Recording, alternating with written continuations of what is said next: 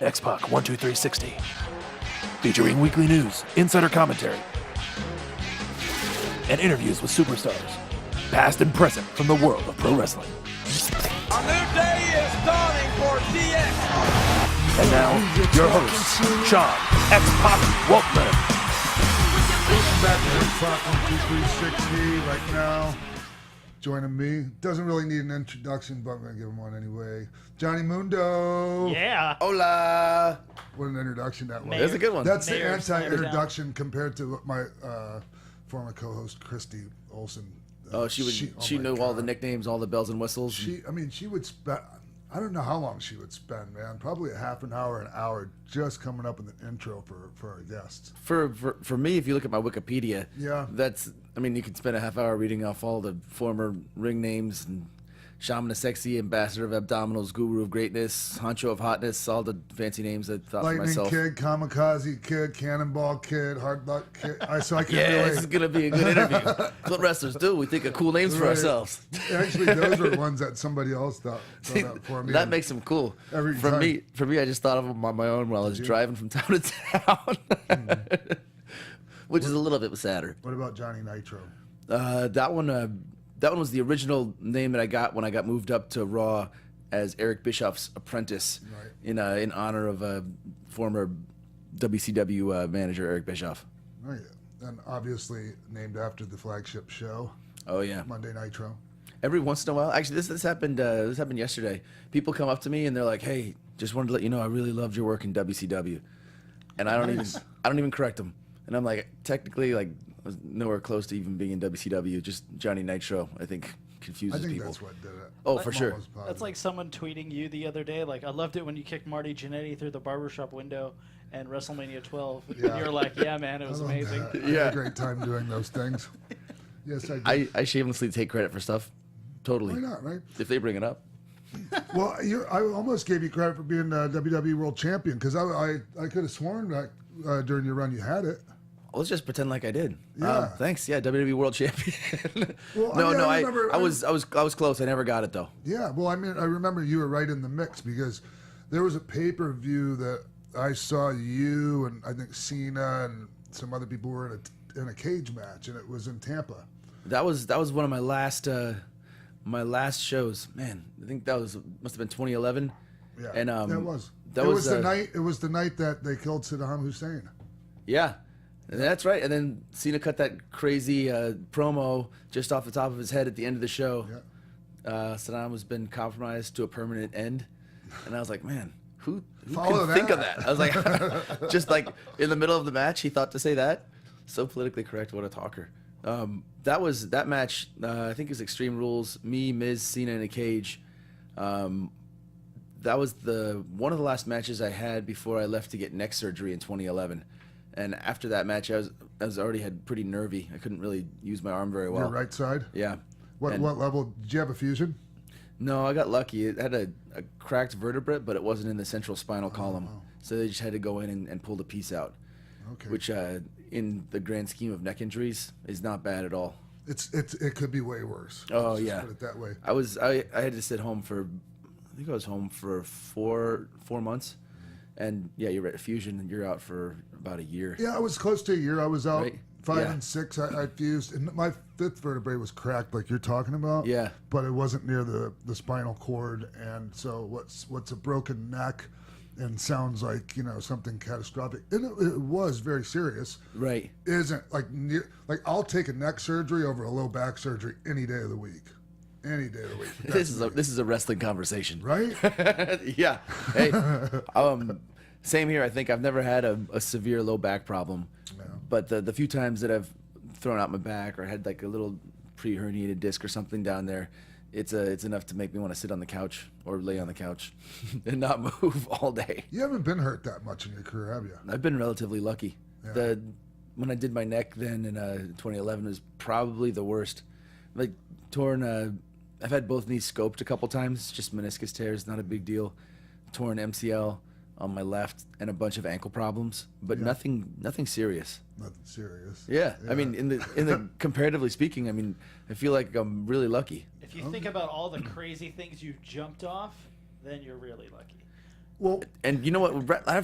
The times that I've been hurt, it's always been doing something stupid. It's not the crazy stuff. it is. It's like a house show dive, or like I'm tired and I slipped off the stairs, or a really tired Starship pain on a live event. It's the small things.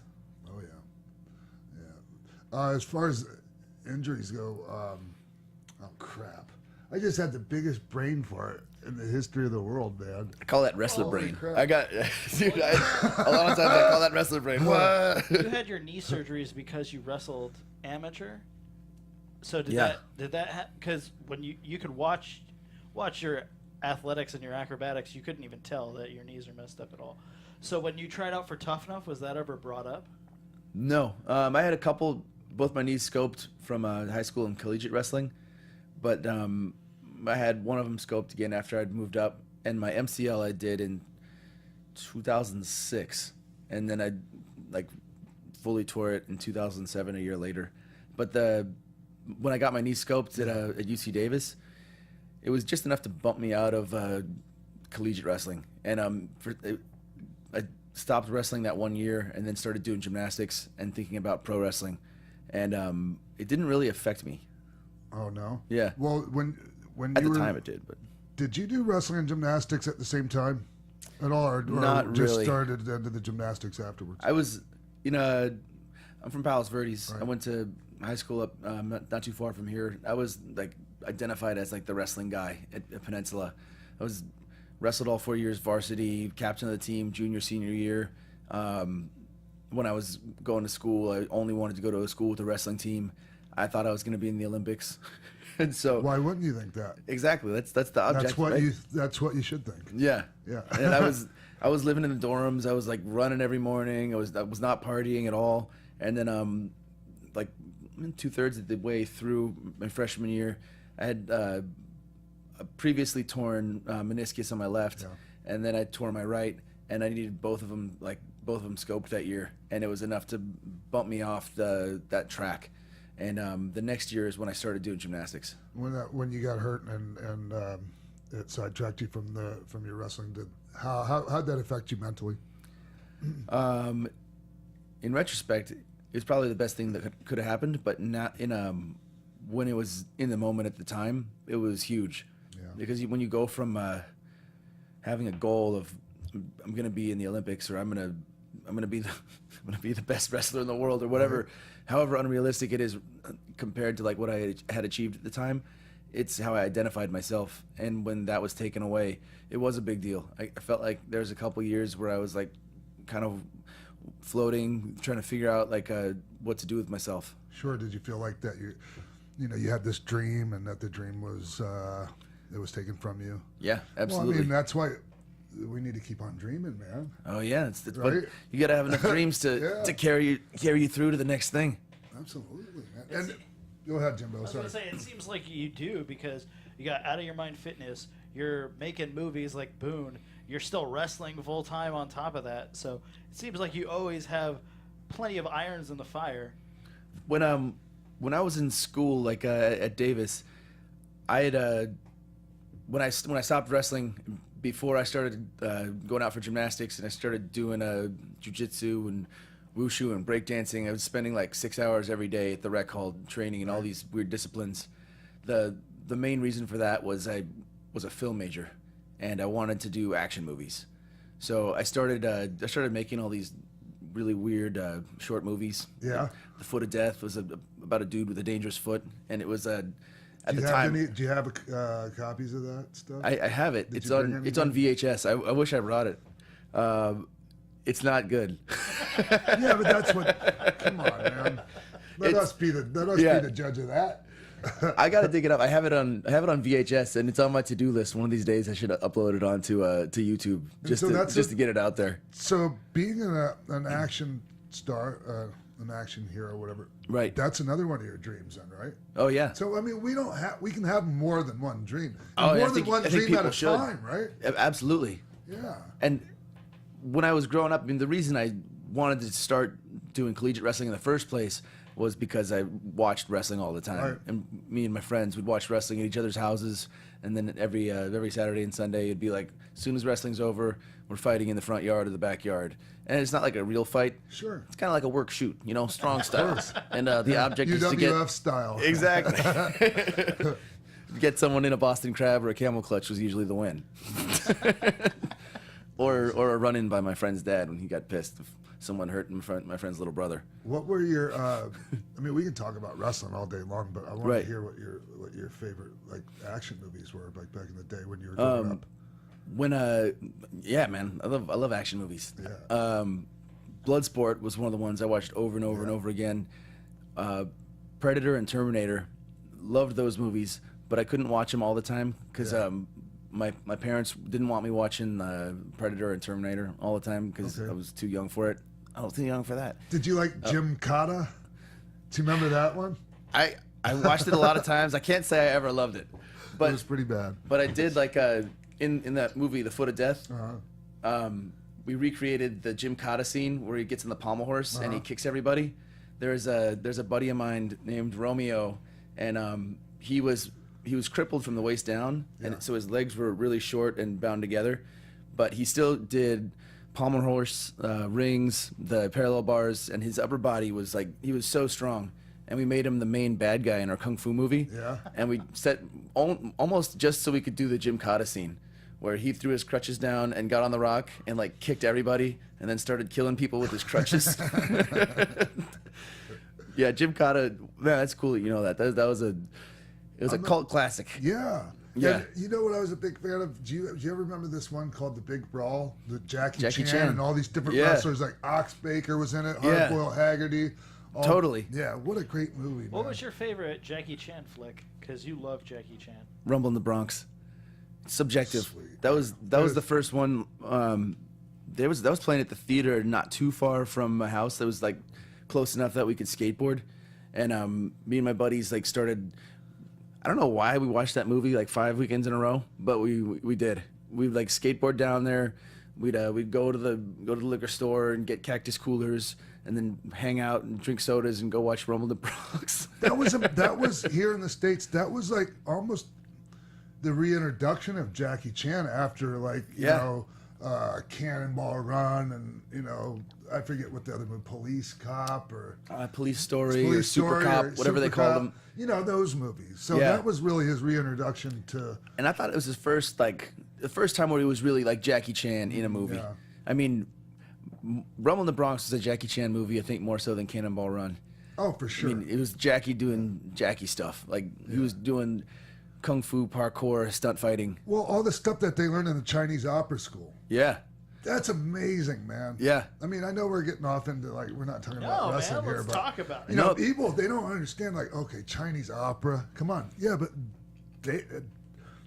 that's a mother effort going to that place. from And what I- because Jackie Chan, Sammo Hung, Yeah. and Yuen Biao, Yuen Biao, three yeah. dudes, they were all in the Chinese opera. They all ended up being mega action movie stars, especially in Asia.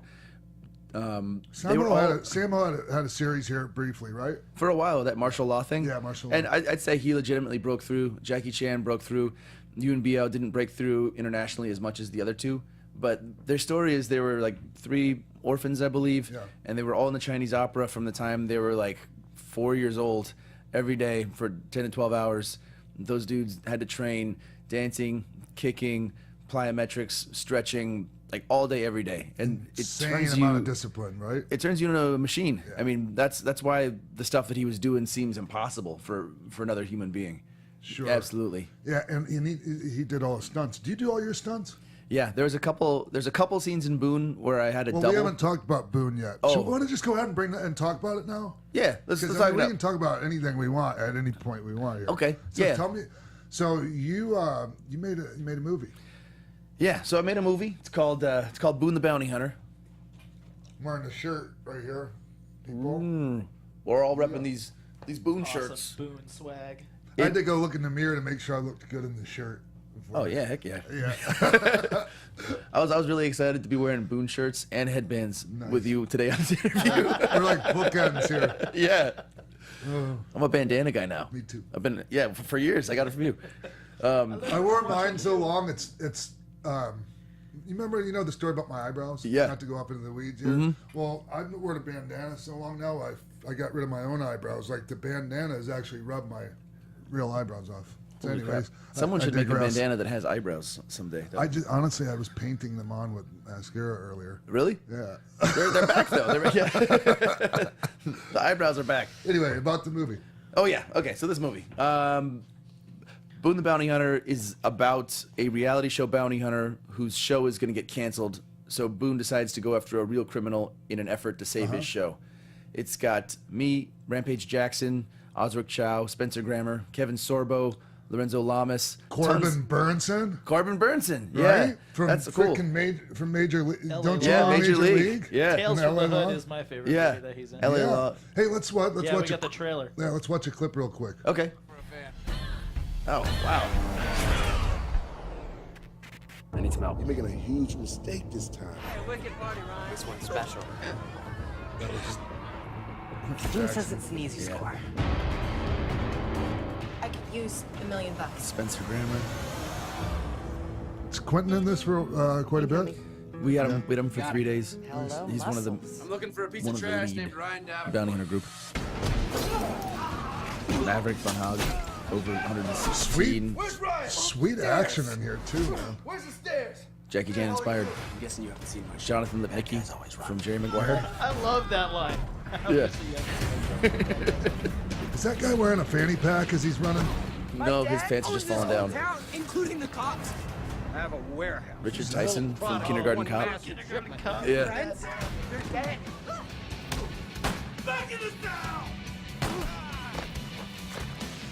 Where'd you shoot this? All over Los Angeles. The fall was Belleuze Ranch part of it, and another part of it actually less than a mile from here in Burbank. There's no one else. Lateef Crowder, TJ Storm, two super talented Capoeira guys. Rampage. Capoeira. Yeah. I'm the trash collector. Lateef, super talented Capoeira. You're the trash. TJ Storm, more Shotokan Karate. Yeah. So awesome. Boone. And Lorenzo Lamas, man. And Lorenzo. Yeah. Yeah, I love that show, Renegade. That's part of the reason we wanted to have him in this movie. He's the mentor figure, the bartender guy. And I thought it would be cool for people like you that get it, like, because Renegade was a bounty hunter. Yeah. And so having him be the mentor in this movie to the bounty hunter, just feels cool in my You're running my after nerd the brain. dude and you catch him with the La Parkour trick. Yeah. So did you work with him on this before he worked on Lucha Underground? The executive producers of Lucha came to an early Boone screening, and when they saw Lorenzo in Boone, they asked me about him, and I was like, "Yeah, Lorenzo, super cool dude, talented, funny." And they're like, "Man, we need someone for to play this corrupt city official in Lucha Underground," and Eric Van Wagner had also worked with Lorenzo on Celebrity Apprentice, and had got along with him then too. So he was like, "Man, Lorenzo's perfect." We didn't think about it, and now and then they ended up calling him, and it ended up working out. He's awesome. Oh, yeah. Yeah, man. Lorenzo's so good. When I saw him on Lucha, I was like, the Renegade. Yeah. That's the Renegade. It was Remember him from Grease? Yeah. Yeah, hell yeah, he was in Greece. Like he was Which- Sandy's, the one that she was going out with the jock for a half a second. I'm gonna have to YouTube that Oh, again. yeah. That's yeah, awesome. and his father, his name was Fernando Lamas. That- he yeah. used to, his catchphrase was, "You look marvelous." He'd say it's, and he would say it's not how you feel, it's how you look. It's true. That's awesome. He was maybe the original Latin lover, right? He was, man. Yeah, Yeah, for sure. Billy Crystal used to do an impression of his dad on Saturday Night Live. That was probably. Yeah. Anyways. Yeah. Back anyway. to the movie. No, that's So that's it. It's Boone the Bounty Hunter.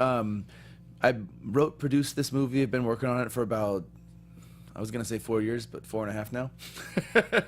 Talk about what a labor of love I imagine it was making sure. that movie, man. It's it starts as a labor of love, and then it ends up becoming something that you have to finish, because Yeah. if you have a half-finished movie, you don't really have anything. So I can't even tell you how many hours I spent sitting with the editors and writing the script, and how many tests we did for designing the action ahead of time. And I'm really excited to see how this does when it comes out. I think people are going to love it. The people that have seen it generally leave with a feeling of like, dude, that was awesome. That was such a Yeah. fun movie. And I'm hoping it opens the doors to do more stuff like this. Yeah, man. And I mean, it's not your first. You've done plenty of movies and that in the past. Like, So after film school, I did three pretty, I wouldn't say good action shorts, but three action shorts that I completed in school. And I wrote, directed, produced, and starred in a feature at UC Davis that was horrible. And is that what you were telling me about off air? it was a different one. Oh. Yeah, this one, it's like so bad I can't even show anyone because like. Come on, man. That means you have to show it. No, Yeah, but come on. the Foot of Death is good because like it's like cheesy and funny. Right. The feature I did is like long and like the problems are like it's got terrible audio and bad lighting. There's like it's like you can't hardly even laugh at it. Okay. But the main thing I realized from making that was there's reasons that there's separate jobs for director, producer, writer, production manager, star, actor, and by trying to do all those at once, like this was in 2002 I was doing this. I did a crappy job at all of them. So Gotcha. for Boone, I only wanted to do one job at a time.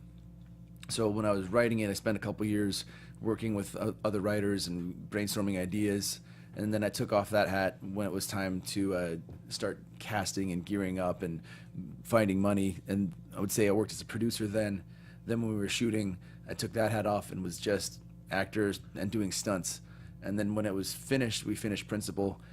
Then I became a producer again because I still am the one. I feel like the task manager. Like I have to be the guy that's calling around and making sure everything keeps happening. Because when you get people to work for favors and for cheap, then it's hard to ask too much of people. Because I don't blame them. You know, like if someone's doing me a favor, then they do all this work, and then it turns out, like in movies, it always turns out that you need them to do like 3 times the amount of work you anticipated.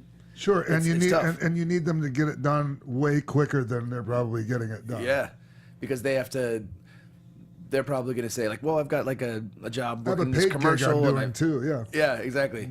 So chill out, John, because I can do this thing still, but not for a couple weeks. Right. And then you have to not forget and just kind of keep pushing the ball forward as fast as you can. And have you ever produced a wrestling show at all? Like, have you ever done? Have you ever promoted? I've done one. How was it? How do you compare doing movies to doing like TV and pro wrestling specifically? The difference for me was the wrestling show as it approached. I did there's a company, Bag of Vagabonds, that asked me to run a charity lucha show to benefit prostate cancer 2 years ago. My dad recovered from prostate cancer a couple years back, and I was like, okay, yeah, that sounds great. I'll do it. As the show approached, everything gets crazier and crazier. Like someone cancels, you replace that person. There's something wrong with the ring. Like you don't have the right permit for the truck to park on the street to load the ring. All those little fires that need to be put out.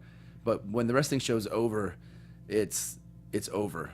And in the movie, doing this movie, it's like the movie's never over. Like every time you think the finish line is there, you sprint towards it, and then you realize the finish line is like 2 months down the line. So, Sure, when you wrap production on the wrestling show, the rest it's over. It's done. Sure, all the promotion was on the front end. Right. Gotcha. I think that's the biggest difference. You've done a bunch of wrestling shows, I'm guessing. Yes, and I've only been involved in a couple of movies. One I did one with Jerry Lynn when we were 18, like years and years ago. What? Yeah, I was 18, not Jerry. Jerry's way older than me. He was 45. Yeah. I got to see this movie. What's It's this called called? Crossing the Bridge. Okay. Yeah, and it's actually a very good movie. Remind me of that later. I need to see this movie. We're in the very beginning, and it's Yeah. just a fight scene. We get beat up by Jason Gedrick, who was in Iron Eagle. With That's Louis awesome. Gossett. Yeah. Stephen Baldwin's in it. Josh Charles is in it. Jeffrey Taymor is in it. A bunch of people. Anyways, I just found that doing TV and movies like Hollywood style is terribly inefficient compared to how we were brought up doing things. Absolutely. And so my experience with Boone is different because I feel like I was so invested in it. Like I ended up having to sell my house to pay for this movie because we couldn't raise money off the spec trailer because who wants to give a first-time pro wrestler filmmaker a bunch of money? Exactly. Turns out nobody. You know, like there's not tons of money in this town being thrown around. Come Right. on, people. Come on. Well, hopefully this will be the proof. But Yes. in addition to this, I've done maybe 15 really low-budget small movies that some people have seen. A lot of people probably never realized existed. And I've done Hercules Reborn. Yeah, Hercules Reborn, Russell Sinbad, Madness. Russell Madness, Stormageddon. I gotta look at my resume. I can't remember all these movies. Darkness Descending, Minutes to Midnight. The Negotiator. The Negotiator is a YouTube short. Oh, that was so. Are these all available in like streaming or Most like of 'em- something? most of 'em, yeah. Have any of them been on cable? Hercules Reborn is on TV in Mexico, and I know because last time we were down there, I was doing a show with Ray, and it was like the night before, I want to say like the World Cup, and when I saw him in the morning, he's like, "Yo, Johnny, I saw that Hercules movie you did, man. Like you were really good in that." And I was like, "Oh man, you're the nicest guy ever, Ray." But but we've all seen the movie. It's on TV down in Mexico and in a bunch of places. But you've seen some of the movies down there, right? Like Yeah. So I mean, Yeah. you know. Yeah. It's true that I know how movies go. Yeah. But to the inefficiency point, Yeah. for like for some of the fight scenes that I've done on, I did 3 episodes on The Last Ship, and I think they're gonna start airing yeah. actually I don't know when. It's April already. They're probably gonna air in the next couple months. On TBS, right? Yeah. Yeah. It's a good show. With Eric Dane. Yes. And that would to me is an example of just not wasted time, but the expense of doing a big budget thing. I mean, there's 30 extras at least on set. We're on set in this huge mansion. Yeah. There's a crew of 50. There's trailers. There's transpo. There's all this stuff happening, and there's only 2 people doing a fight scene, and in the midst of this, there's another additional 100 people or 150 people on set that day. And one of my things is, okay, fight scenes, even in movies, whatever. I mean, that's physical, dangerous work. Right. And I don't know why they don't just have like however many cameras it takes to get that many different angles of the scene. So you can do it once. So you cannot, do it once. Yeah. Not kill yourself and not lose the spontaneity after take 20 or whatever, you know. Yeah. That's like I don't after get that, man. What's the after deal with that? doing a fight scene for like 6 hours. You're right. Like you're tired. You've already done it a bunch of times. Like you've already like sold all the hits and missed all the hits a dozen times. And I completely agree with you. And actually, that was one of the things that I tried really hard to do with Boone. And we weren't able to do everything with only one take because I realized it's really difficult. Sure. But we tried to do. What I really tried to do was integrate more pro wrestling and parkour into Boone, because I feel like Marvel movies and bigger budget movies are stealing moves from lucha and wrestling, just integrating them into fight scenes. Yes. But it didn't seem like there'd ever been a seamless integration of the type of stuff that you could do. You know what I mean? I'm imagining like the fight scenes that you've done in movies. It's like you can do all this stuff in the ring, and then you're on set, and there's no ring, there's no ropes, there's like very few pads, and they don't have enough time to move stuff to set it up the way you want it. Right. And when they say action, you're like, well, I mean, the guy I'm fighting can't really base me for a Rana. There's no ropes. Like a super kick might not sell for cameras, so I don't really know what to do now. And I was trying to solve that problem with Boone, and I think we did a pretty good job of integrating a lot of wrestling stuff into the movie. Yeah, I mean, being able to do that is probably that's the only way to solve a problem like that. It seems like. Right. I mean, when you're us, I can't think of any other way. But it also then it eliminates, in my opinion, a lot of that having to do 12 takes and cover it from all these different angles. Because if you specifically do what you're best at, and you're fighting someone or wrestling someone who knows what you're doing, you only need one take. Well, and really, to me, the most important thing about it is time is money. Well, time is more than money to me, and Jimbo has heard me say it. Yeah. Damn near every week I talk about how valuable time is. Especially on a movie set. Yeah. The fight scene we did in the bar where I did the B-twist kick and it was a triple hit on Maverick.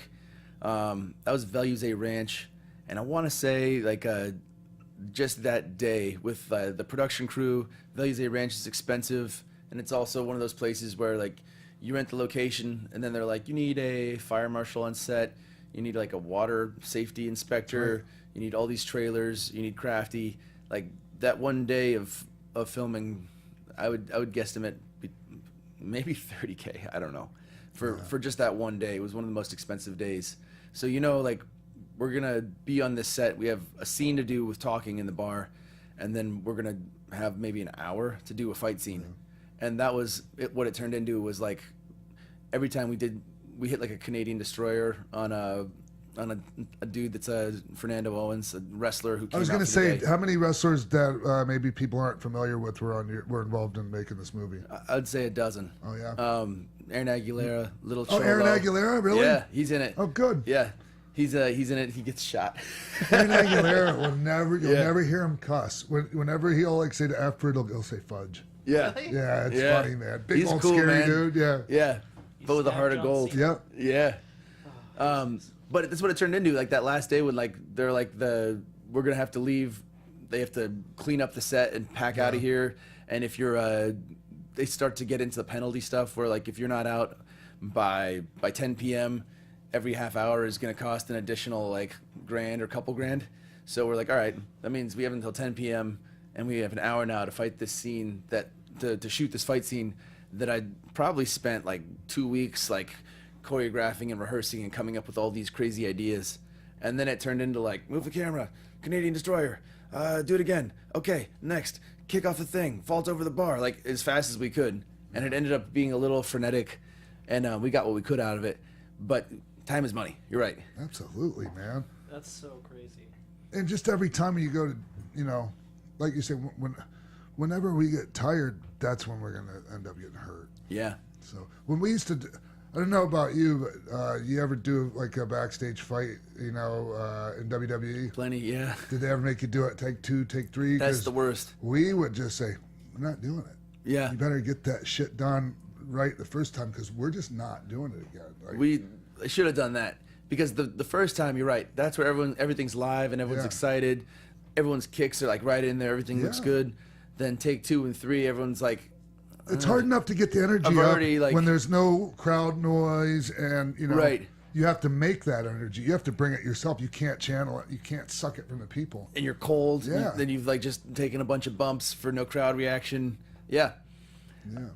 That's food for thought. I might just have to say that next time. Yeah. No take 2s. Make sure the cameras are rolling because let's get this. That's right.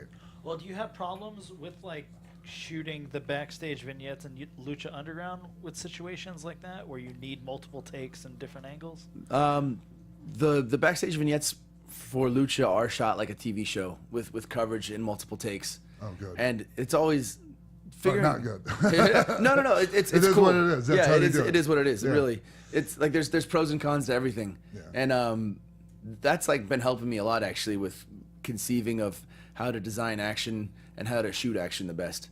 Because when depending on what angle they're shooting, you can save certain moves and make sure if you're selling it for only one angle or one camera, that's the one where you go 100% on. And it's interesting that you say that because we're not trained to be like that. We're trained to be the opposite because there's people all the way. There's there's crowd there's audience on all 4 sides. You can't hide anything. Yeah, you can't hide anything with a camera angle when we're doing our thing. Anytime I try to explain the difference between wrestling and fight scenes for TV and movies, that's exactly what I come back to.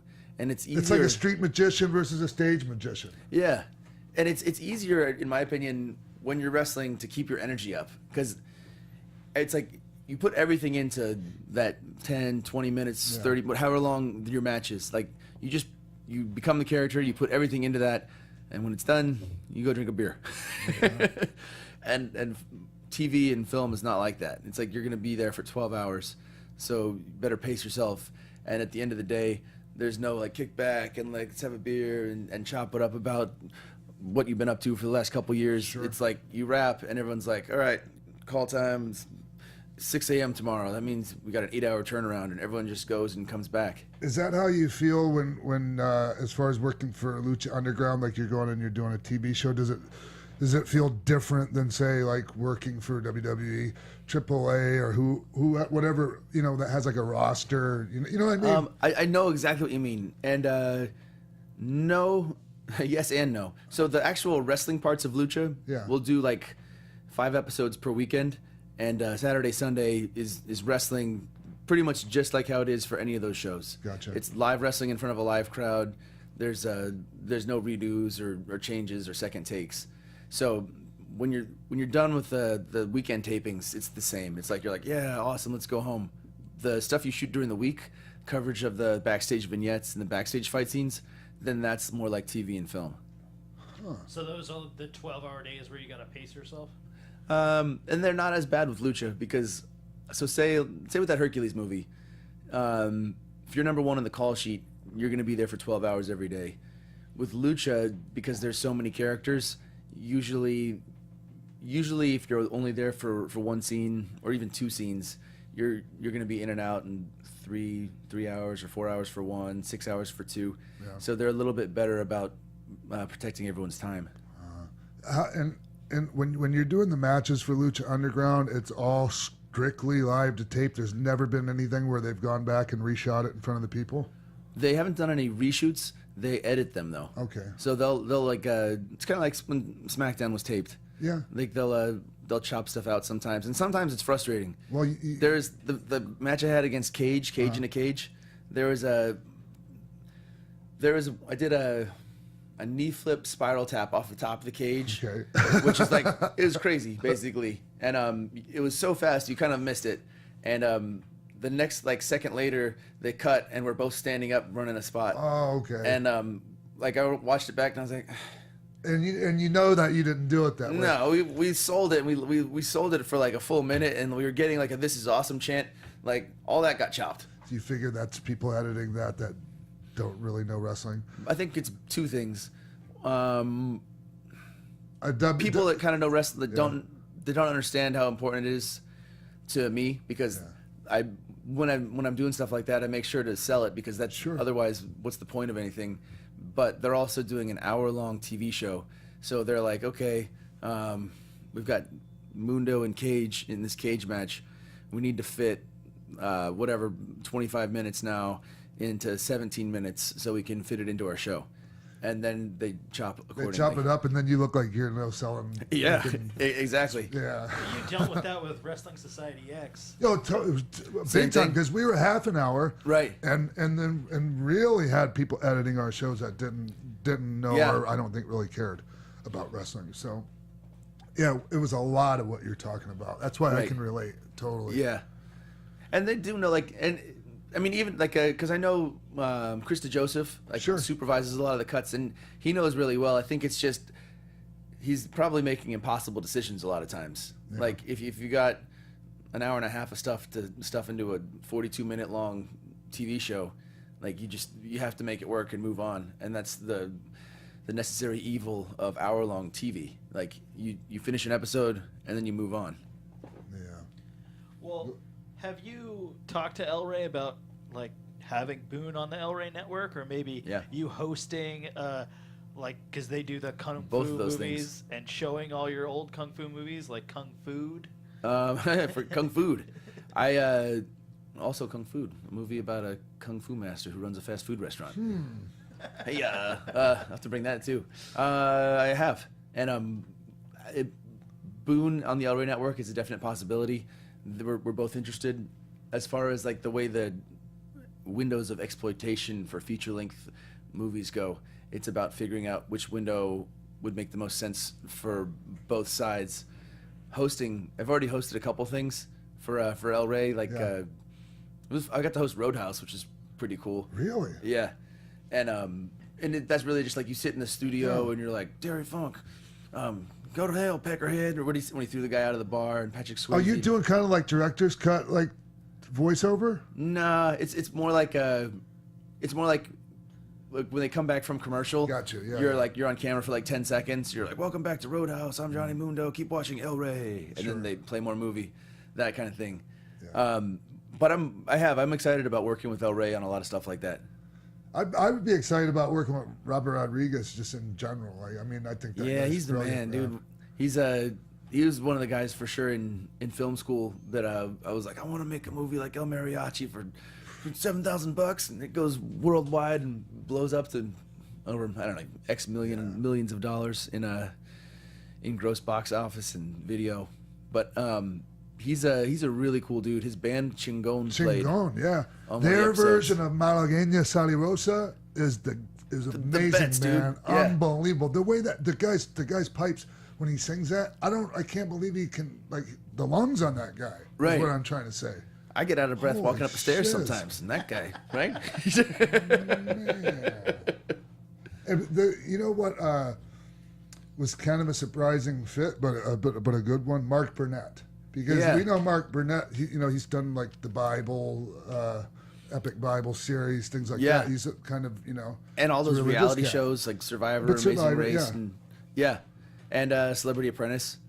You can tell, you can see the little bit of that flavor to it, like even in the beginning with the overhead shot, The with huge drone camera. shot of the thing. the drone. Yeah, I think what he did best, Mark Burnett, was his team, Eric Van Wagenen, Tony Jensen, and the guys that are producing the show are doing really well at bringing everything to the table and giving like an awesome stage for the wrestlers and for the creatives to make the show. So it's not like Mark Burnett is sitting at home thinking of how he can be champion of Lucha Underground Sure. one day, which in most promotions it feels like that inevitably happens, right? Like Yes. the day Or with somebody inside the promotion does whatever they can to get the boss to be part of their storyline. Exactly. I've thought about it. Oh, hey, no, we did it. Hey, we did it with Eric. We did it in Yeah. AAA with Dorian. It always Sure, it always happens. works. Your storyline's being taken care of then. Exactly. It's a lesson, psychology, Yeah. the backstage politics psychology. Exactly. But his team does a really good job of bringing all like the set design. Yeah. They have I think they're running 11 cameras now to shoot the live matches in Lucha Underground. Gee. They've got like an overhead, a couple hard cams, 4 roving cams. Maybe it's not 11 cams. Maybe it's 8 cameras. A lot of cameras though. That's a lot. Yeah. Jib camera. That huge jib cam. They got a lot. But he does his genius in this is stacking the deck for success and then letting the players like play the hands. Oh, good. You know what I mean? Good. Yeah. Nice. I mean, and that's good for the players, right? I mean, you're inspired. Yeah, exactly. Then you can show up to Lucha Underground and think to yourself like, I've got these 5 ideas, and every match you get to do some new cool thing that you've never got to do or you've been thinking about for a while, and it's not micromanaged. So when you're doing your matches in Lucha Underground, they're not. I mean, how produced are they compared to a match in WWE on television? Well, from my perspective, I feel like I've had almost 100% creative autonomy within Lucha Underground to do whatever I want. Good. But my idea of wrestling psychology is like changed quite a bit. Like from when I started as Johnny Nitro. Uh-huh. Now it's just, what story are we telling? What's the best way to tell that story? Who are the people in the match? How are they going to interact?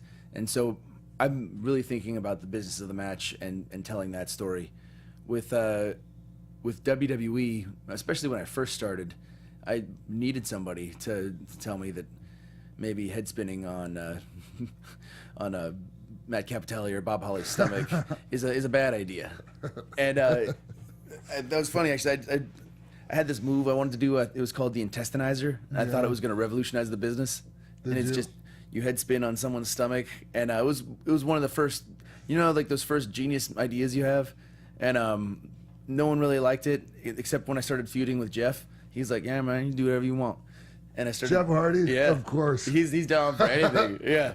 It'll sell it too. Yeah, he did, and it like worked. I did it a couple times, And then Arn was watching one time. He's like, John, first of all, I don't know how you did that, but really, I don't know why you did that. It sounds like Arn. You should make sure you never do that again. And at the time, he's probably right. I mean, I was experimenting with stuff, and I didn't really have as solid of a grasp of psychology as I do now. So I think everything's relative. I mean, for me, Are there guys there? Are there guys in Lucha Underground that their matches there are producers there that help them out more than they help you? Or they don't have to help you? No, absolutely. There are people there that are like Who relatively would be that new person? in the business. Like a Chavito? Yeah, Chavo. Like so Chavo's there. Paul London, Vampiro. Okay. There's people with experience behind the scenes to lend advice to say Cobra Moon, who I think is very talented, but only been in the business for 2 years. And at that level, people like that need some guidance.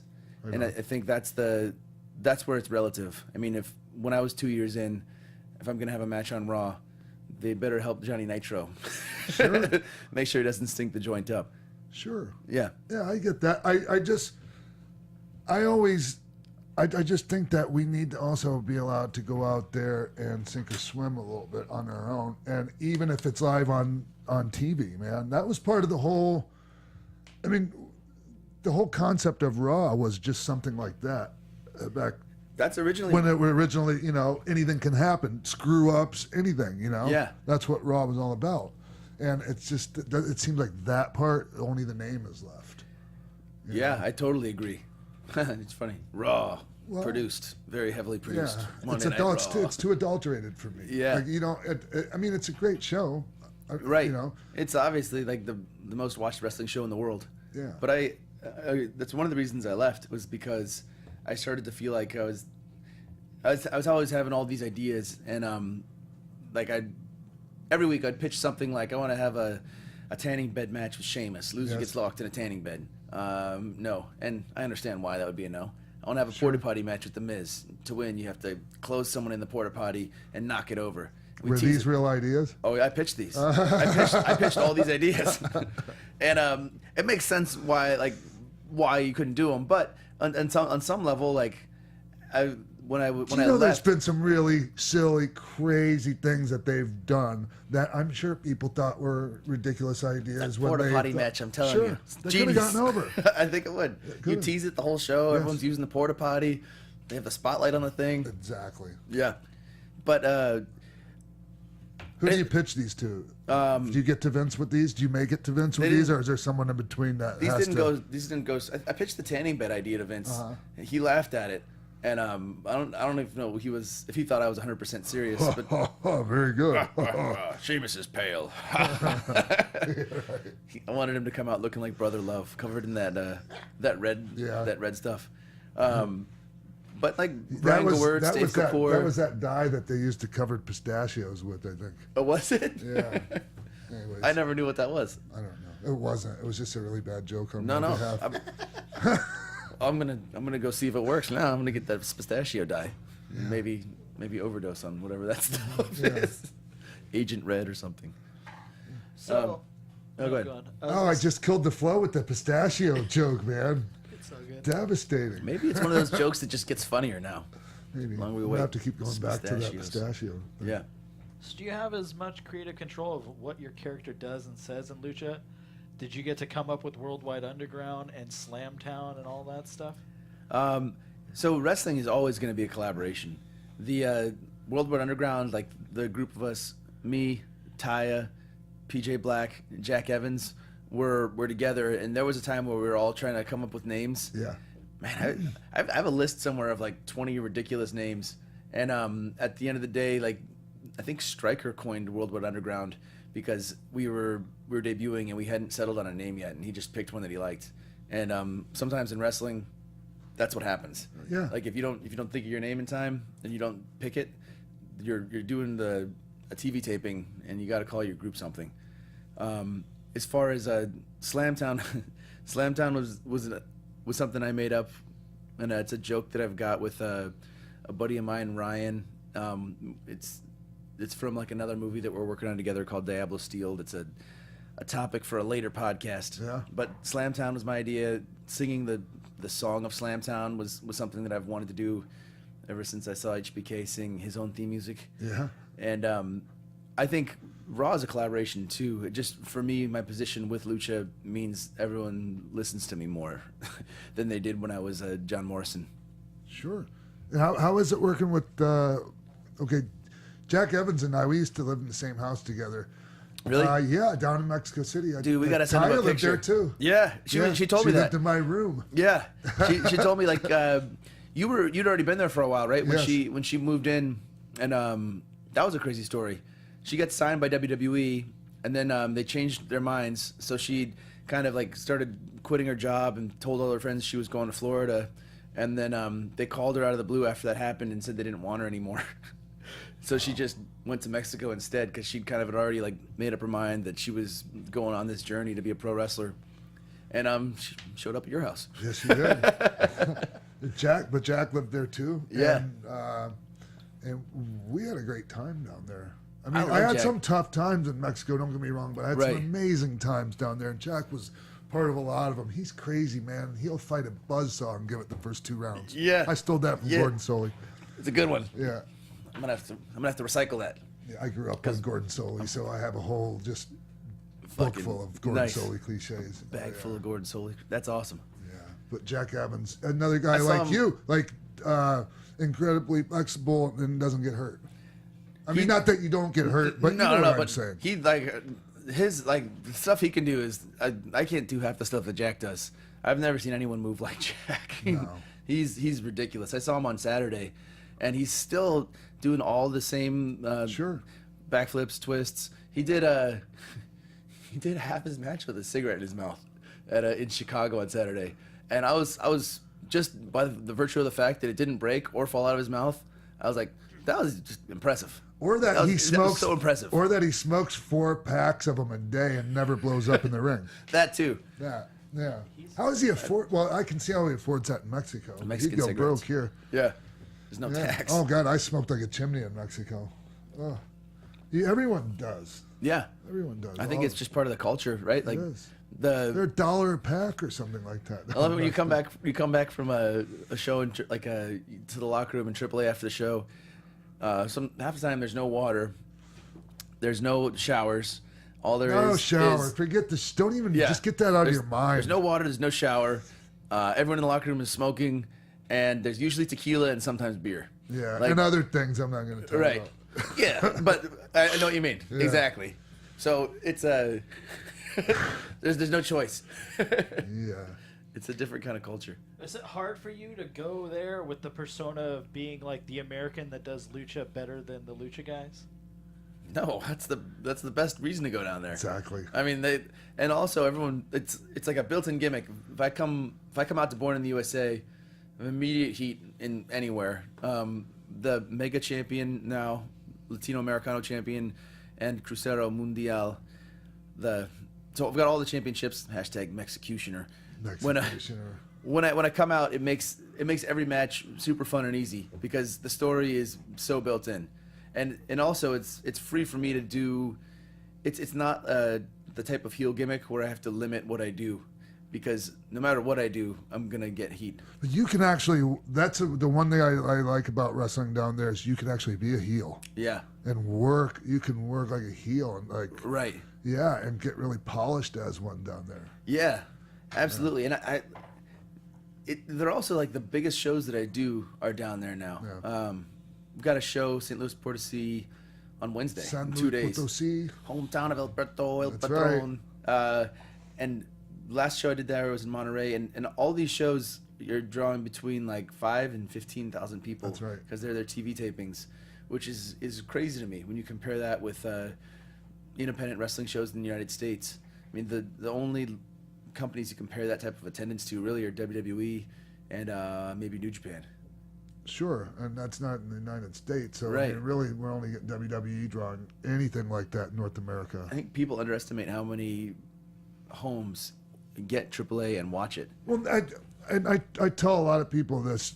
There's a ton.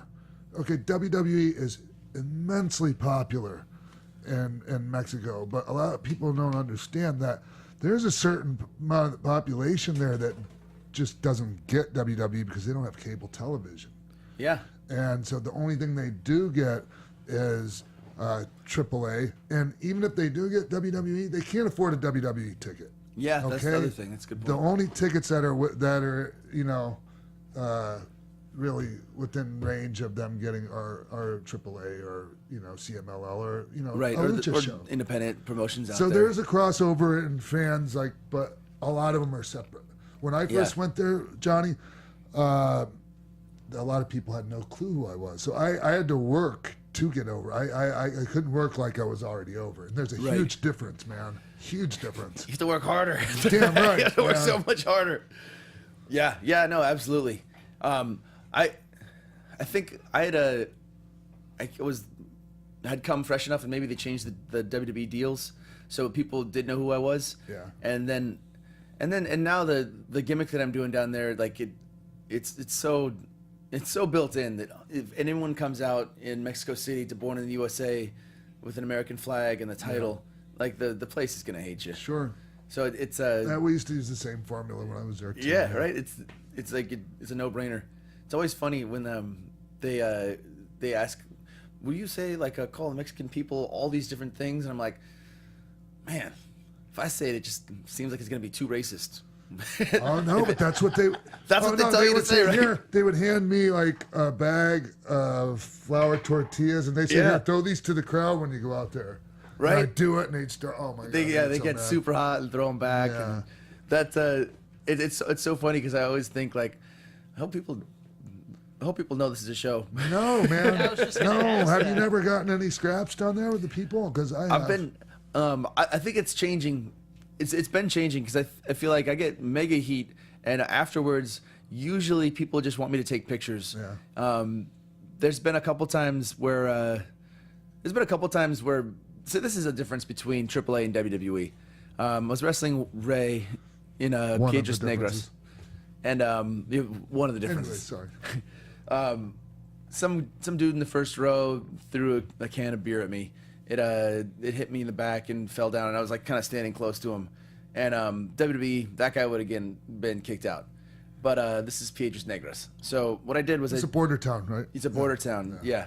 I picked the beer up and I chucked it back at the guy, and it was I'm not a very good throw, but this one was a bullseye. I nailed him right in the face and blew it. It splashed all over him and his friends. Yeah. And when I looked over there, I was like, oh, that might have been too good because Yeah? that guy's embarrassed. And then I looked, and he was with about 20 guys, and 4 of them hopped over the guardrail, and there was only one little security guard outside that tried to hold them back. And I ran, and then Ray got out of the ring and got in the way too, and was trying to stop them. And that instigated, well, I wouldn't call it a full-blown riot, Yeah. but pretty much it started raining beers and coins and water bottles and cups, and they called the match, and they had told me to get out of there. And to me, I was like, that's cool. That's the most one of the most real situations that I've been in wrestling, and it's not like that now. I think that's the difference. That's real heat, where the whole crowd was we don't just want to boo this guy. No, we want they want blood. some. They want Yeah. some skin. Man. Exactly. Yeah, they want some flesh, and that's no joke either. I mean, they used to take this I'm sure they probably still do. They would have the hot sauce would come in these little plastic baggies. yeah. Man, bam, right Yeah. upside the head. Even if it hits you in the back, you got this It big starts red burn- mark on your back. Yeah. You burn. Ugh. There's half the time where Cups I'm of getting. piss. I was about to Yeah. say, I'm getting hit by all this beer, and I'm like, this is warm beer. Doesn't smell like and I'm like, beer to me. it's not beer. So, you look in great shape, man, and you've been doing this a while now. Yeah. So How long? Tough Enough 3, which is how I started, was 2003. Yeah. So it's 14 years, pro wrestler math. It's been about 14 years. I started training in Sacramento, and started shooting Tough Enough 3 in 2002. So about 15 years, which is crazy to think how fast that time just flies by. 15 years, and I still feel like right now I feel like I'm in my prime, which is You pretty are in cool. your prime, man. But physically, like every year that goes by, I'm still all this training I did for Boone, for example, Yeah. kind of unlocked a whole bunch of different physical skills that I couldn't do when I was on the road with WWE. And I think part of it's the time I have to train and rest, and part of it's just like the parts of your brain that are going thinking of all this weird possibilities and things. But I feel like the best for me is still yet to come, which is cool. I hope it stays like that for a long time. Which is why I'd kind of like to see back in the WWE at some point before it's all over with. I How know about you? Yeah, man. I know exactly what you mean. I think about it all the time. Were you at Mania last week? Yeah, I was there. Yeah. Yeah. I saw you, right? Yeah. Okay, good. I'm glad it's not me that's asking a question there's like a million. that anymore. There was like 100, a couple hundred wrestlers. There's so many wrestlers. But every time I'm at Mania doing WrestleCon and the signings and all the things, my mind goes there too. I mean, WrestleMania is the biggest show of the year, and it's I'm still, when I watch it, I feel like I want to be in it rather than just watch it. I mean, you're a thoroughbred athlete, John, and I mean, you want to be showcasing the biggest stage there is, and I mean, you're worthy of that. And how much longer are you under contract, Lucha Underground? It's kind of funky the way that the contracts work. So there's no specific time, but I'm gonna do season 4 with Lucha Underground, and when that's done, I'll be able to make a decision. Gotcha. Nice, man. Yeah. Jimbo. Come on, man. Caught you with your pants down over Look at there. him. Taking notes over here. Okay, well, I was going to let you have your... Doodling over there, just gonna drawing let you, pictures on the notepad. Just going to let Jimbo have his way with you now. How are you feeling? I feel amazing, John. Yeah, Okay, you look great. Like last thank time, you. last time I saw you, between then and now, actually not the last time because that was just a couple days ago. But I saw you at you look toned PCW. up. You look actually even before then. Like you look like you've been working out. You look like you've been training, and you look a lot happier. Yeah. Just all of those things. I am. And it has a lot to do with what I'm doing right now, sitting here talking to you and you know, all the other great people. Oh, God, that sounds so cliche. All the other great guests I've had on here. I don't know. You're a It's host, so man. freaking true, you man. can't help it, but sometimes you have to be No, cliche but- a little bit because I mean, cliches are based on truth, right? And that, and you Gordon know, Soley said that. I think. Maria Menounos, Kevin Undergaro, Yeah. believing in me, and me believing in myself, John, Yeah. and loving myself now. I was telling you, like, I take care of myself. I don't put shit in my body anymore. Right. And it's amazing how much better you take care of something that you like, Yeah. you know, and I didn't like myself. I really did. I feel like, I mean, it's a blanket statement about artists in general, pro wrestlers, actors, performers. I always wonder, for me personally, if some part of the reason that I was drawn to no matter what become some sort of performer, was it because there was some sort of part of me that didn't like me, or I was not enough without that? And I don't know. I wonder if that's something that's true for artists in general. But I know exactly where you're coming from with that. And I don't know. We don't even realize it. Yeah. We really don't. I had no idea that was the issue. Right. I thought it was everyone else. I did, man. I really did. I really did. And I feel bad about it now. But, you know, I mean, I think a lot of people go through the same shit. Oh, totally. So whatever. There's, not to bring up Boone again, but there's a lot of the stuff. When I left WWE, it's weird because you're identified as a WWE wrestler. You're a big part of your identity. For me, my whole life was I was a good high school wrestler or a collegiate wrestler, and then I floated, and then WWE wrestler. And then when that becomes taken away, it's hard to feel like, am I enough? You know, am I enough without that? And I don't know if I felt like I was enough without being WWE superstar John Morrison, if just John was enough. I kind of explored that in Boone, just the idea of where your identity, your in-ring character, and who you are as a person are crossover and they're the same Sure. thing, or are they separate things? Freddie, I mean, aren't maybe a little of both? I mean, don't they're we? for sure a little of both, and also I think I have a lot the, of friends the best that are kind the of best caught up in the performers middle like are like you're being yourself. That's when you're the strongest performer. But then when you're out of the limelight, then it takes the biggest toll when you're yourself and you put 100% out there, and then that's not there. Then a big part of who you are as a person is undercut and gone. Yeah. Freddie Blassie wrote something in his book, like he went to a diner with his mom, and the waiter or something gave him the wrong pancakes or something he said in his book, and immediately he just went straight into a promo on this guy. It's like, "This pencil neck geek isn't fit to shine Freddie Blassie's boots." And then his mom was like, "Why don't you just be nice to people like you used to be when you were a kid?" And he wrote something about, like, he never really thought about it, but he'd spent so much time being classy Freddie Blassie that You lose yourself. Yeah, exactly. Yeah. The idea behind Boone is partly like he's this reality show bounty hunter who's become who he is on TV, and then when his friends get in trouble, he has to think about, like, okay, well, they need time to get real. Like, to be a real hero, it's not about having a TV show; it's about doing the right thing. And personally, like, I think that's an issue that wrestlers in general, probably entertainers of all sorts, end up having to deal with. Like, when that's gone, the limelight, the thing that you're known for, especially, I mean, we're known for our work and what we do in the ring, and eventually that's going to be gone. I mean, it's just the fact of the matter is you can't perform like that. I mean, for as long as you did, most people don't even get half of the career you had, or even me. And and we're still going and still have had so much success. But when that's gone, then like you said, you have to figure out how to like yourself. Yeah, and you have to be able to continue to dream. The dream, okay, that dream's over with. Right. You have to be able to keep on dreaming. And I know so many people, John, so many friends of ours, of mine, of yours, that they don't.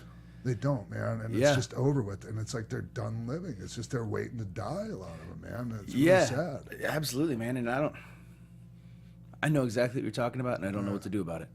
Yeah. Man, the only thing we can do, man, is like, okay, for me, I can just give people what's helped me.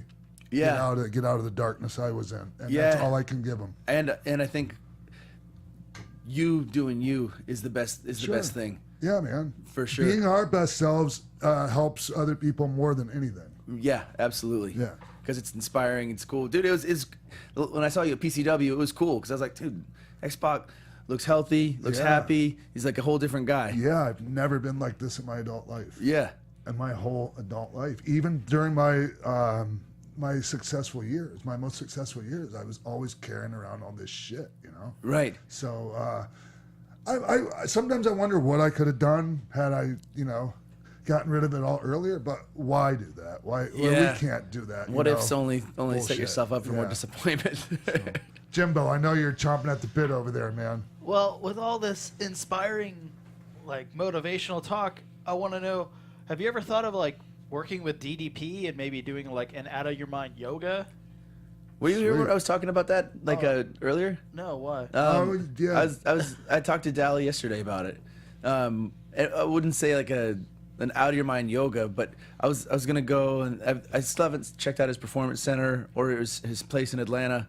And him and I have been friends now for more than a couple of years, and we just figured, like, we'd pick a couple days and try to shoot some cool videos for DDP yoga, and maybe some sort of, like, Boone the Bounty Hunter DDP yoga hybrid workout type thing.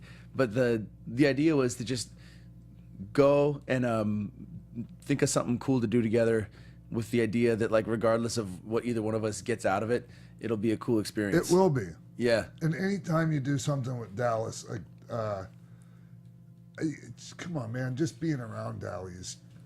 He's so positive. Yeah, man. Hey, the intoxicating positivity. Man. I know. And then when you talk to him, it's always cool to talk to him, because I'm like, I realize, like, why he was so successful in wrestling and with DDP yoga. It's because he believes in himself 100%, and he's 100% positive all the time. And when he does it, he goes all in. With everything. All in, man. Yeah. Did he tell you about a movie that he's working on? I think it's gonna get picked up. Well, I shouldn't even say who's gonna pick it up. Right. But he's doing a thing called Gods and Secrets. That's right. Where he plays Nighthawk, which is like a really dark Batman type character. I'm in that too. Is one of the smaller roles as Red Talon, his one of his sidekick guys that he trained, and we have a couple of really cool scenes together. I don't know when it's going to come out, but I think it's going to be out sometime this year, and I'm really excited for it. When are you? When's it going to production? We shot it. Oh, you already shot it? Yeah. Oh. We shot it. That's another one. It did like there's one scene where the directors to Stuart Yost and Adi Shankar, super talented dudes, and similarly to Lucha, they kind of let me do what I wanted, and I did some like crazy like pro wrestling, gunplay, parkour stuff, and it's like there's a couple like I did like a Canadian destroyer, and then the guy pops up and then shoot him like 6 times in the head, like kind of over the top but stylized, unnecessary violence. Nice. But for some reason that stuff makes me smile. It's just Yeah, you know what you just made me think of? That movie Equilibrium with the gun kata. How sweet was that? That's one of the references we were using. We were using that movie. We were trying to think of like pro wrestling plus Equilibrium plus John Wick with the type of action we were going for. Nice. And man, I've seen Dallas do a couple of roles. He's one of the best pro wrestler actors I think of all time. But in this movie, he absolutely kills it. Nice. He's so good. I wonder when is it gonna? Go ahead, Jimbo. I was gonna say, well, what advice do you have for filmmakers out there that are teetering on the fence of whether or not to put up their house to make the movie that they've been so passionate about working on for the last couple of years? Jimbo's a would-be. He's a filmmaker himself. I would say 2 things. One, monetarily, that's a terrible investment. You're probably going to lose your house. But 2, if you don't, you're not going to make your movie. Like Dallas always goes 100% in, and that's why there's a DDP Yoga. And when I was making Boone, we shot a sizzle trailer. I spent a year and a half shopping that around and looking for funding. It wasn't going to happen unless I put 100% of myself into it and put everything out there. If I didn't, I would have a house and no movie. And I think that's a decision you have to make. Which would you rather have? It's kind of like telling somebody to put money into wrestling. Yeah, exactly. You know what I mean? I mean, you don't do it thinking you're gonna make a ton of money. Not for the money. Exactly. You better love it. You better love your idea, and you better want to be a filmmaker. That better be your life's goal. If you just want to do this one film, don't sell your house. But I have no regrets. I mean, I don't know what's going to happen with the movie as an investment or anything, but just the fact that it exists and it's out there and the people that have seen it love it is enough for me. And it's got to help not only like boost your self-esteem with the people you've worked with and that it was an idea and a concept and now it's executed and done and finished, but now other people you worked with on that set that are out doing movies, called John Hennigan. Oh man, you got to book him. He's amazing. He could do this. He could do this. And you've worn so many hats on that one set that you could do it on any movie. Absolutely. And so I did that Hercules movie for Asylum. I did another movie, maybe 6. It's already out actually. It was maybe 6 months. No, it's 9 months ago now. Called Sinbad. I played Sinbad in a really low budget Sinbad movie. And when I came onto set, I have 100% patience every day because I know what it's like to be overworked and under budgeted, and I know exactly what my job is now. If you're going to be the lead of a movie, your job is to make it work. It's not just to show up and having your lines memorized. It's to figure out how you can make your scenes work with the other actors and actresses, and it's how to make the choreography work. If you're going to do the action design, if you're going to do your own stunts, figure out what you can do that's going to look good with another stunt person, or if there's no stunt person, with another actor. That's basically your job if you're going to be the lead of something. Well, and since people are going to see you in the movie, you would think that these people would want to take more of a hands-on, when it comes to all that Totally. stuff, John. And I think people do. They just don't understand it. Okay. Like because the first couple things that I did, like I never was short of patience, but I didn't understand like what what responsibility lies with if you're pulling the wagon, so to speak. If your picture's on the cover of a movie, it's always a collaboration, but every set's different. It's like a puzzle, and you've got to figure out how to make the pieces fit. Yeah. And it's not just about showing up with the lines memorized or the choreography memorized. It's there's more of like it's not even a science. There's more of just like every movie's different, and everything takes something different to make it work type of idea that I go on to set with now. Gotcha. Oh man. Oh man. Oh It's man. like there's so much we could talk about. We could keep going. I mean, we've kept you long enough. I don't want to keep you any longer. It's up to What you do guys. you got, Yeah. man? What do you got? Well, Jimbo? Yeah. Well, I Come know on. Macho Man was you were a huge Macho Man fan. So to have a 2-pack made with your action figure and Macho Man's action figure, how exciting was that for you? I've still, of all of the action figures that I've had made of myself, that's the only one that I have in my room right now. Really? Yeah, the Macho Man 2-pack. How did that Yeah. happen? How do you end up in a package with when Mach? they did a THQ All Stars game where they were doing in 2010 like current generation versus past generation superstars, and they were having dream matches. So Hogan, Andre, Macho Man, Ultimate Warrior, and they were pairing up the current roster with past generation superstars. And me and Macho Man ended up in like the most charismatic battle in this video game, and they packaged it as a 2-pack. Yeah, there are no words. It was awesome. Speaking of dream matches, Pacific Coast Wrestling, June 2nd, you're facing RVD. Is this the first time you guys have had a singles match against each other? I wrestled Rob in Jersey a couple years back. Super excited to work Rob. He's like we had a really good match with him in Jersey, and more so than that, I've always been a huge fan of his.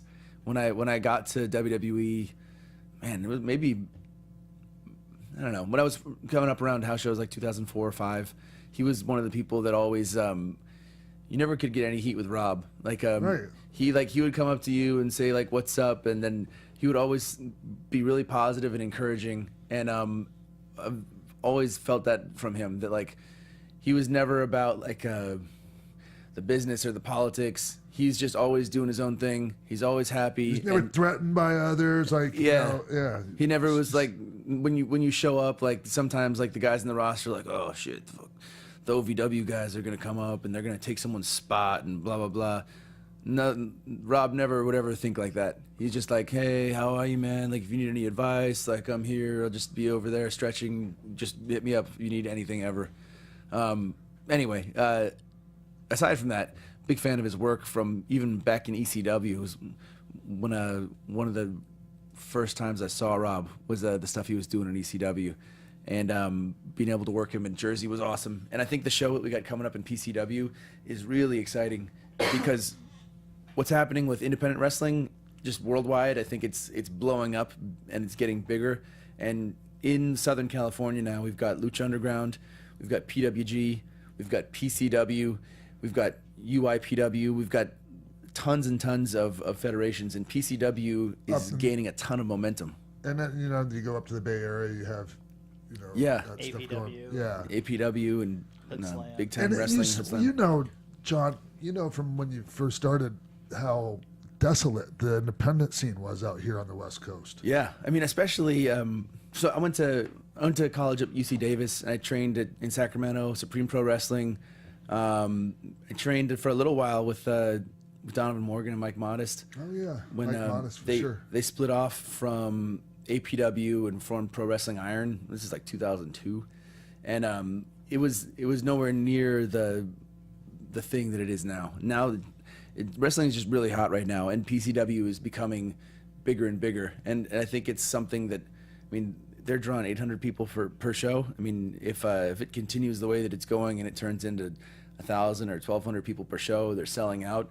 It could turn into a TV show or something even bigger. I don't know. It's exciting. I think it's going to be really cool. Yeah, and the thing I like about wrestling right now is it doesn't have to be a TV show. Like a promotion can be a successful promotion without a a time slot on a Exactly. network Without somewhere.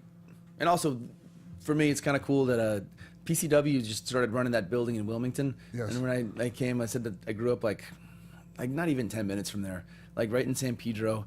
Like I didn't even think that I've driven by that spot like just when I was a kid, like on the way to Target. And to think that there's like a crazy successful independent wrestling promotion there now is mind blowing.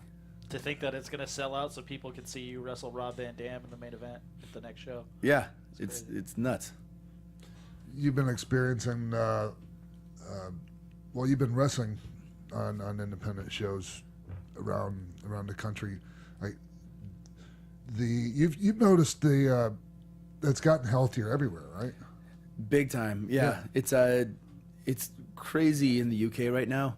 Maybe more so, I think it's hotter than anywhere else possibly in the UK. Yes. It's so hot right now over I there. think that's the where like to be the catalyst of the capital movement. of wrestling right now Yeah. is the UK. If you think- 200 or so wrestling promotions that are all doing very well. And the UK is not like land-wise, it's not a big place. No. Like the per capita, like the amount of people that are going to independent wrestling shows in the UK, probably more than anywhere. But from Wrestle Circus in Austin to Pro Wrestling Revolver to AAW, the show I did in Chicago on Saturday, these places are selling out venues, not stadiums, but venues from between 500 to 1,000 seats. Yeah. And sometimes those are the most fun shows to be a part of. Like a hot crowd that's sold out of 700 people is to me more fun than like a half full stadium. Oh God, yeah. Yeah, a lot right? of times it's more fun. Yeah, for Yeah. sure. What's kind of cool to me is seeing the stars that are popping up that have never been in, say, WWE or like Yeah. TNA or something, that are like, okay, Willie Mack, for instance. He became a man. star. People love him, and he's never been. Willie Mack to me is like one of the most talented dudes anywhere, Yeah. and his story. Have you ever had him on this? Yeah, I have. Oh, cool. I knew Willie when he was. I met him when I went to talk to his class when he was in high school. Really? Oh yeah. Oh man. Oh yeah, that's a whole different story. Dang, that's we talked crazy. about, I yeah. gotta look up your the show with Willie Mack Oh, and yeah. listen to it. Yeah, it was a really good show actually with him. But His life story to me is super inspiring, and it's not just like a story about here's a guy who made it into pro wrestling. He didn't just make it. He's one of the most talented guys I've been in the ring with, Yeah. and he's got a specific kind of intangible charisma that I think if you go through the life that he's been through, that's why he has it. That's because right. You can't just teach that to somebody. No. He's got something that you can't learn. When we come back from hiatus, Yeah. season 3 of Lucha Underground, the first match back on May 31st is an Iron Man match between me and Willie Mack. And dude, it's one of the best long? matches of my career. It's an Iron Man. It's a It's full an all night long the full match. episode. the Yeah. full like almost an hour. Yeah, it's the full hour. So And Willie doesn't. He don't even go to the gym. I know. I don't know why I'm whispering that, because I'm not. It's no secret now. in the build up to the match, I was making fun of Willie for not going to the gym, not working out. But during the match, I'm like, I'm so tired. Willie doesn't even look like he's Exactly. breathing hard. Right? Isn't that insane? Yeah. Isn't that just insane? Like, I mean, explain that. I don't know. No, I don't know how I to explain. can't. You can't explain Right. it. Yeah. Yeah. They say you couldn't pass a physical wellness policy. Yeah. What? I think that's I think sometimes Well, it's not. they just It's- change their mind about stuff. Yeah. But- I was sad. Okay. Yeah. I don't want to get off. another topic, but Yeah. I agree, man. He's like you said, as far as seeing people in independent wrestling make it, and the opportunities that Willie's got now, is one of the coolest things about how hot independent wrestling is. Yeah, he can make a living now Yeah. as a professional wrestler. And he should Damn right. he should be making a really good living doing Yeah. this. Yeah. So where can people go if they want to find you and learn more about Boone and see Boone premiere and watch it? Or should they? Okay, so for information about me, Twitter @TheRealMorrison, Instagram @JohnHennigan, Facebook. My Facebook page is John Morrison. There's a bunch of fakes, but the one that I post on has the most likes. That's probably your best bet for finding information about me and Boone the Bounty Hunter, because I am constantly posting updates about Boone. We have a screening in Chicago on April 23rd. We're going to have a screening in Los Angeles Do you know where you're gonna have May that? 1st. I was just talking to someone on the way over here about where we're trying to lock down theaters. I don't know if you've looked into screenings in LA, but they're expensive. How big of a place do you need? Maybe they can use the place Sin that. family. Maybe you could Get use the High place One that Ron Funches and I are doing our Get High and Watch Wrestling party. Okay. Do you know about that? I don't. No, what's Yeah. this? We're gonna High get and High and Watch Watch Wrestling. I'm in. All right. Yeah. Let's talk about that after. Okay, cool. I made a bid on a theater in Van Nuys, and I don't have nothing's locked down yet. But as soon as it is, both you guys are invited for sure. Cool. And I hopefully I have a part in the sequel. Absolutely. Right Heck on. yeah, That'll be dude, that'd be awesome. amazing. Nice. Yeah. Thank you so much, man. Love it. Dude, thanks for having me. Appreciate It's you been, coming. It's been an honor catching up with you. Honor's all mine, man. We'll be right back here on X-Pac 12360. Hey guys, Maria Menounos here. We want to let you know about my new show on SiriusXM Stars Channel 109. It's called Conversations with Maria, and it's live Monday through Friday at 10 a.m. Pacific, 1 p.m. Eastern. Go to conversationswithmaria.com for more info. Buzz you later. Welcome back to X-Pac 12360. That was our interview with Johnny Mundo. The one and only, Yeah, formerly known man. as John Morrison. I still haven't seen the movie yet, man, and I really want to, because like I was saying, like Nick Hausman from WrestleZone said it was great, and he wouldn't BS me. No. But I really enjoyed talking to Johnny about all the fights, the movie Chinese fights opera and school, Chinese opera, yeah, everything. It was a great interview. yeah, and I don't think I've introduced everyone to Baby Lula yet. What you doing, Itchy Scratchy? Huh? Oh.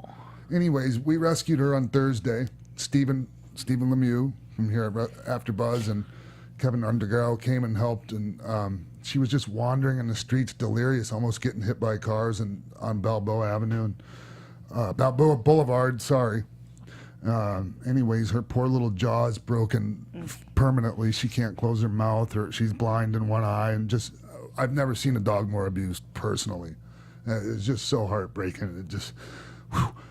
She's so Really lucky she found pisses someone me like you off. that loves. Yes, and now she's okay now. She's happy now. We love her, and She's got a good family. yes, now. and she has an Instagram, and you can follow her on Instagram at It's Baby Lula, ITS Baby Lula, LULA. Where'd you come up with that name? Ashley Daniels. Oh, Lula. The name Yeah. Lula. Oh, Kevin came up with it. Oh, He paid the vet bill, so he came up with the name. that makes sense. Kevin, I mean, you should have seen how, because she wasn't having any of it as far as, us taking her. Well, Steven told me she was very aggressive Yes. until you guys brought out the wet food, and Yes. I'm just like, oh, thank She God was these just so people are here to help. scared. She yeah. was just so scared. And Kevin came and he knew exactly what to do. And, he put the leash around her and that while we were feeding her. I mean, it was just, and it's over with now, sweetheart. Yeah. No more suffering. No more assholes to hurt you. So follow her on Instagram at It's Baby Lula. Oh. And you can follow me at The Real X-Pac on Twitter. Nice. And Instagram at XPac12360 and Facebook at XPac12360 Show. And you can follow me at TK Trinidad on everything. You can follow me on Twitter at Jimbo in the Booth. Buy my documentary, The Young Bucks' Too Sweet Journey at highspots.com. We'll be back next week. Yeah, man. I guess that's it, right? Yeah. Well, we'll see you next week right here on X-Pac 12360.